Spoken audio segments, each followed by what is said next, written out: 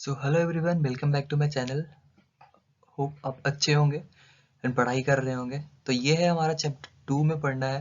यानी कि पहले इससे पहले बता दूं कि जो हमारा जो हम लोग जो पढ़ रहे थे उसमें जो हम लोग ये कर चुके थे। यदि आपने पिछली वीडियो नहीं देखे हैं तो आप लोग जाके वहाँ से चेकआउट कर सकते हो।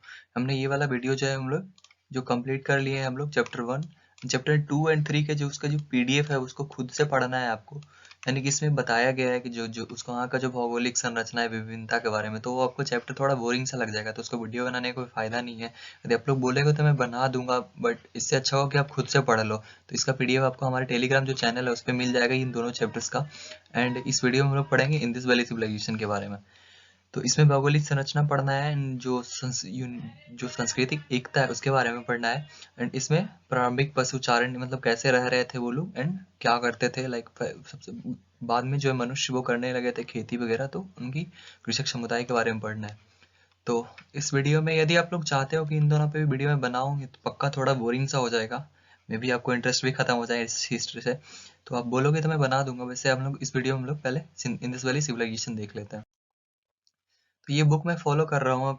किसी ने कमेंट किया था कि सर इंग्लिश में प्रोवाइड कराने के लिए, तो मतलब जितना हो पाएगा मैं उतना कोशिश करूंगा कि मैं इंग्लिश वालों के लिए भी इसमें ऐड कर सकूं। तो आपको लास्ट में मिल जाएगा वो लास्ट वाले पार्ट में।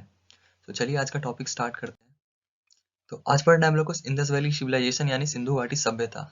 तो इस वाले पार्ट में हम लोग पढ़ने वाले हैं जो सैंधव जो इस जो सिविलाइजेशन का उद्भव कहाँ से हुआ, यानी स्टार्टिंग कहाँ से हुआ या ओरिजिन कहाँ से। तो इसका नाम सिंधु घाटी सभ्यता क्यों रखा गया, तो क्योंकि जो एक नदी थी हुआ करती थी सिंधु नदी, उसी के जो किनारे में बसी हुई जो सिविलाइजेशन थी ये यानी सभ्यता थी, इसी कारण इसका जो नाम है वो सिंधु घाटी सभ्यता रखा गया। लोग यहाँ पे पढ़ सकते हो, यह सभ्यता सिंधु घाटी नदी के सिंधु नदी के घाटी में फैली हुई थी, इसीलिए इसका नाम जो है वो सिंधु घाटी सभ्यता रखा गया। एंड यहाँ जो है मतलब कि लोग एक साथ रहते थे, लाइक जो अभी हमारे गांव वगैरह होते हैं जहाँ वो सब लोग साथ में एक लगातार, आप लोग देखते होंगे कि यहाँ पे लगातार घर वगैरह बसा हुआ है। उसी तरह एक लोग समूह में रह के लोग मतलब नगर बना के अपने शहर बना के रहते थे। एंड इसे जो है पहला शहरीकरण जो नगरीकरण भी कहा जाता है। यानी कि पहले जो लोग थे अपने अपने थोड़े थोड़े झुंड के साथ में रहते थे अलग अलग, बट यहाँ पे नहीं, यहाँ पे एक गाँव जैसा बसाया गया था उन लोगों द्वारा। एंड जो सबसे पहले जो कांसा जो होता है यानी ब्रॉन्ज जो बोलते हो आपको इंग्लिश में जिनको, तो उसका यूज भी सबसे पहले इसी सभ्यता के टाइम पे किया गया था, इसीलिए इसको जो बोलते हैं इसको कांस्य भी बोलते हैं, कांस्य सभ्यता। तो सिंधु घाटी सभ्यता जो है वो 1400 उसके जो केंद्र है उसको खोजा जा जो जो खोज पाए हैं हम लोग अभी तक, जिसमें कि 925 यानी 925 केंद्र जो सिर्फ भारत में ही है। एंड जैसे कि आप लोग को पता होगा कि पहले जो पाकिस्तान अफगानिस्तान ऑलमोस्ट इंडिया के पार्ट में ही था, एंड बांग्लादेश जो है हमारा सब इंडिया के पार्ट में था, तो जिसने कि पाकिस्तान के डिवाइड होने के बाद जो है हमारा वो मोस्ट ऑफ द पार्ट है जो वो उधर चला गया है यानी पाकिस्तान में। एंड अफगानिस्तान में बहुत सारा पार्ट हमारा बट गया है। फिर भी जो है हमारा वो 925 केंद्र जो भारत में है। एंड 80% स्थल सरस्वती नदी और उसकी सहायक नदियों के आसपास है। अभी तक कुल खोजो जो खोजे हुए हैं उसमें से 3% जो प्रतिशत स्थल है उनका ही उत्खनन हो पाया। मतलब जितने भी सेंटर्स वगैरह यहाँ पे बताया गया है कि 925 केंद्र जो मिले हैं भारत में है, उसमें से मतलब कि 3% जो है उत्खनन यानी खुदाई हो पाई है। और उसी में हम लोग को इतना ज्यादा इन्फॉर्मेशन मिला है।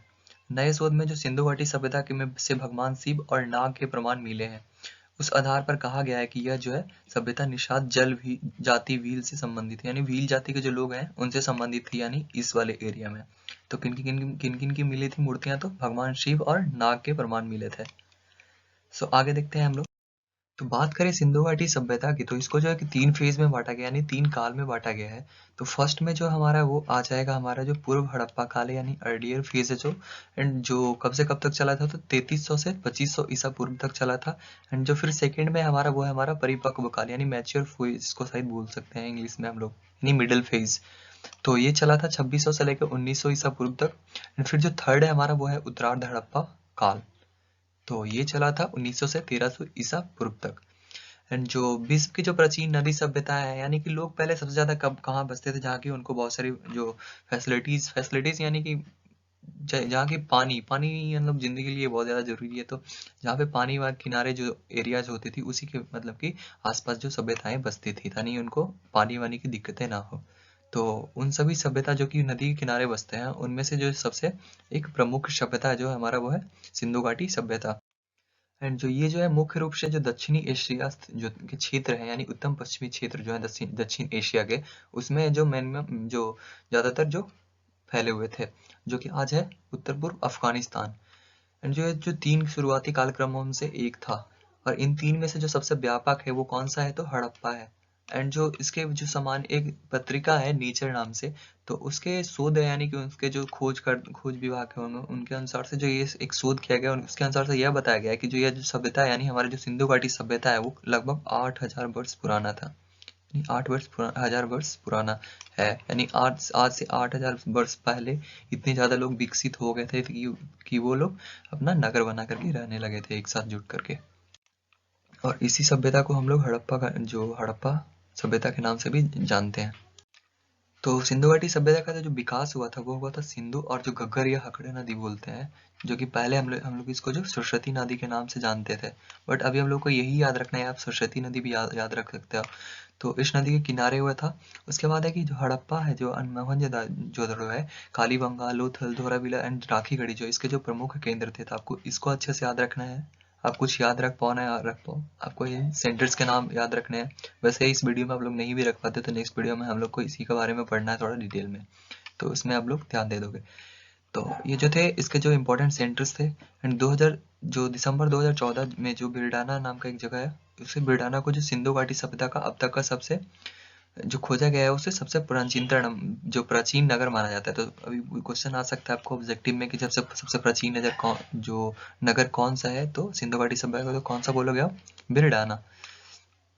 तो ब्रिटिश काल में हुई खुदाइयों के आधार पर पुरातत्व और इतिहासकारों का अनुमान है कि यह जो है एक अत्यंत विकसित सभ्यता थी, और ये शहर अनेक बार बसे और जुड़े थे। और बसने और किसी भी शहर के बसने और जुड़ने के बहुत सारे रीजन्स हो सकते हैं, लाइक वहाँ पे नेचर क्लेमिटीज आना, यानी कि प्राकृतिक जो आपदा है वो आना, जैसे कि कह सकते हैं हम लोग, जो कभी बाढ़ आ गया या कभी भूकंप के कारण बर्बाद हो जाता है कोई बहुत सारे शहर, लाइक आप लोग जापान वगैरह का एग्जांपल जानते होंगे, तो वहाँ पे हमेशा भूकंप आता है।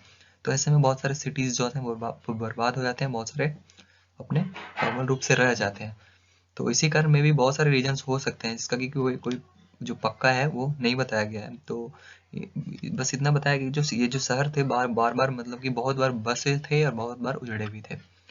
एंड जो बात ये से हम इसके बारे में पता कैसे चला, था जो 7वीं शताब्दी में जो पंजाब के आसपास के जो एरिया वाले थे, जो लोग थे, उन्होंने मिट्टी खुदाई चल रही थी, तो उसके में से जो ईंट निकल रहे थे, तो ये काफी डिफरेंट तरह के ईंट थे, यानी बड़े थे, चौले थे। इनकी जो पकाई हुई मिट्टियां जो थी वो भी काफी अलग तरीके के। तो जो लोग थे वहाँ के, उन्होंने इसको भगवान का चमत्कार माना, एंड इसको उसी से अपने घर वर बनाने लगे, कईयों ने उसको पूजा करना स्टार्ट कर दिया। फिर उसके बाद जो है 1826 में जो चार्ल्स मैसन करके एक नाम था जो व्यक्ति थे, उन्होंने इस सभ्यता को सबसे पहले मतलब कि इस पुरानी सभ्यता को उन्होंने खोजा।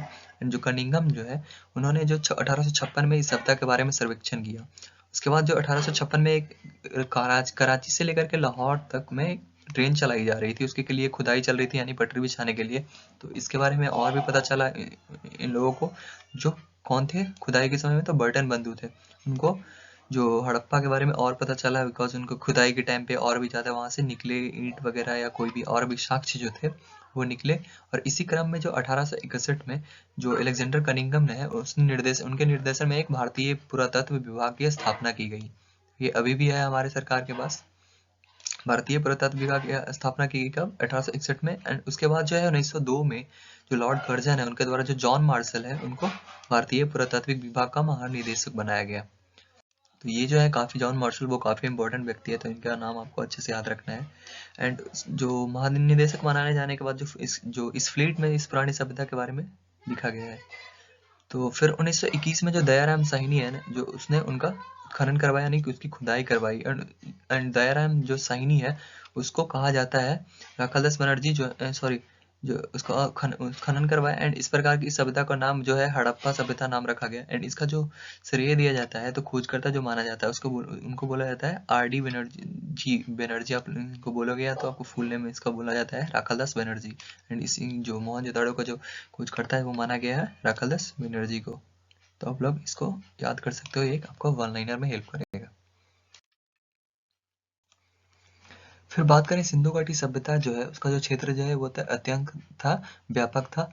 और जो इंडस नदी इसको बोलते हैं, इंग्लिश में हम लोग इंडस बोलते हैं, उसको हम लोग हिंदी में सिंधु नदी बोलते हैं। जो नदी के किनारे बसने वाली जो सभ्यता थी उसको इंडस वैली सिविलाइजेशन के नाम से जाना गया, और जो अपनी भौगोलिक उच्चारण की विभिन्नता की वजह से इस इंडस को सिंधु कहने लगे।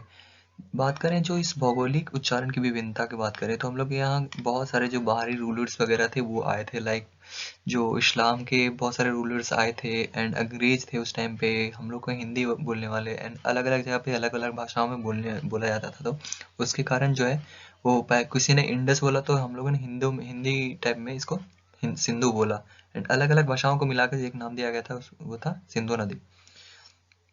और जो आगे चलकर इसी से यहाँ रहने वाले लोगों के लिए हिंदू उच्चारण का जन्म हुआ। जो बाहरी जो ट्रेवलर्स वगैरह आते रहते थे हमारे देश में, तो उन लोगों ने इसका जो इस सभ्यता के आसपास जो रहने वाले लोग को बोला गया हिंदू, एंड इसी को हम लोग हिंदू धर्म अभी तक हमारा है, उसी को हिंदू धर्म के इसी के नाम से जानते हैं, जो कि सिंधु के आसपास वाले एरिया में जो रहते थे वो थे हिंदू। एंड वहीं से फिर इतना हमारा पॉपुलेशन वगैरह धीरे धीरे बढ़ा एंड हम लोग भी हिंदू बन गए। एंड जो वर्ल्ड की जो सबसे पुरानी जो हमारा जो रिलीजन है उसको भी बोला जाता है कि हिंदू है, यानी जो ये कहाँ से आए थे तो इंडस वैली सिविलाइजेशन से।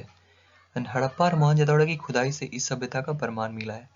तब विद्वानों ने भी इस सिंधु घाटी सभ्यता का नाम जो दिया है, इस सिंधु घाटी का सभ्यता का नाम दिया क्योंकि यह जो क्षेत्र है वो सिंधु और उसकी सहायक नदियों के क्षेत्र से आते हैं। पर बाद में रोपड़, लोथल, कालीबंगा, बनावली, रंगपुर आदि क्षेत्रों से इस सभ्यता का अवशेष मिला है, जो कि सिंधु और उसकी सहायक नदियों के क्षेत्र से बाहर थे। यानी कि और भी रीजन आसपास के रीजन थे उसमें भी मिला था, जो कि सिंधु नदी घाटी जो है यदि सिंधु नदी है उसके एरिया से थोड़े दूर के लोग थे, उसमें भी सेम जो हम लोग को एविडेंसेस मिले हैं।